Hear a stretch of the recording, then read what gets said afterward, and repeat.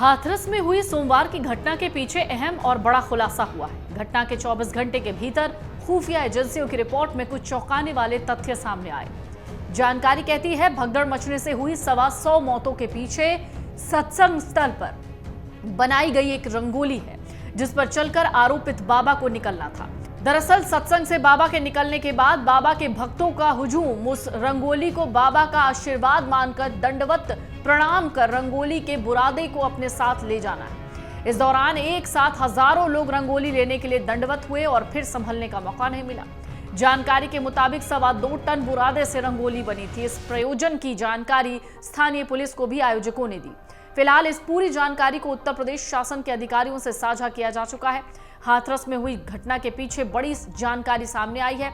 स्थानीय पुलिस की खुफिया यूनिट को मिली जानकारी के मुताबिक बाबा की रंगोली के बुरादे को लेने के चक्कर में इतनी मौतें हुई हैं। जानकारी के मुताबिक हर सत्संग कार्यक्रम में नारायण साकार और भोले बाबा के रास्ते में तकरीबन 200 मीटर की रंगोली बनाई जाती है। जानकारों का कहना है ये रंगोली सत्संग के बाद नारायण साकार और भोले बाबा के जाने का रास्ता होता है। नारायण साकार के भक्तों में मान्यता है कि जब वो इस रंगोली से चलकर निकल कर जाते हैं तो ये रंगोली बहुत पुण्य हो जाती है। नारायण साकार के कार्यक्रम में शामिल हाथरस में मिले देवादीन कहते हैं कि इस रंगोली के बुरादे को लोग दंडवत कर प्रणाम करते हैं और उसका थोड़ा हिस्सा अपने साथ ले जाते हैं। वो कहते हैं मान्यता है कि इस बुरादे से घर में बीमारियां दूर होती हैं, भूत प्रेत निकल जाते हैं और कोई डर नहीं होता।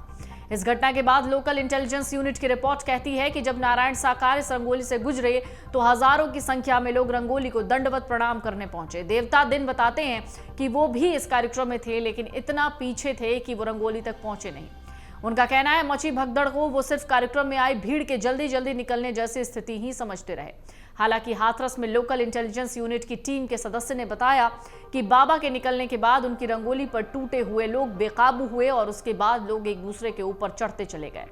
फिलहाल स्थानीय पुलिस केस खुफिया यूनिट की ओर से जुटाई गई जानकारी को जिम्मेदार अधिकारियों से साझा कर चुकी है। कार्यक्रम में शामिल होने गए देवतादीन की बहू शांति भी उनके साथ थी। वो कहती हैं कि इससे पहले 2019 में जब हाथरस में इतनी भीड़ वहां पर मौजूद थी, हालांकि उस वक्त वहां पर किसी तरीके की कोई बड़ी घटना तो नहीं हुई, लेकिन वो कहते हैं लाखों की भीड़ को संभालने के लिए जो बंदोबस्त होने चाहिए थे वो ना तो पर्याप्त थे, ना ही किसी तरीके का कोई इंतजाम था। लोकल इंटेलिजेंस यूनिट के मुताबिक नारायण साकार के कार्यक्रम में अनुमानतः 1 लाख से ज्यादा की भीड़ पहुंची थी। जानकारी इस बात की भी है कि भीड़ को नियंत्रित करने के लिए बाबा के सेवादार सबसे उन प्रमुख स्थानों पर थे जहां पर से भीड़ अनियंत्रित होनी शुरू हुई।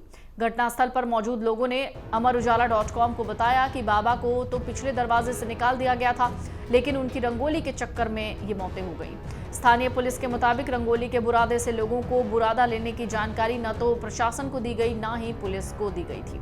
हाथरस के सिकंदराराव के नेशनल हाईवे स्थित गांव फुलरई मुगलगढ़ी के सहारे खेतों में आयोजित नारायण साकार हरि उर्फ भोले बाबा के सत्संग में भगदड़ मच गई थी। स्वयं सेवकों ने लाठी डंडों से भीड़ को धकियाया। बाबा के काफिले की चरण धूल लेने की होड़ के बीच कुछ महिलाएं गिरी। इसी बीच स्वयं सेवकों ने उन्हें धकेला तो वहां भगदड़ मच गई।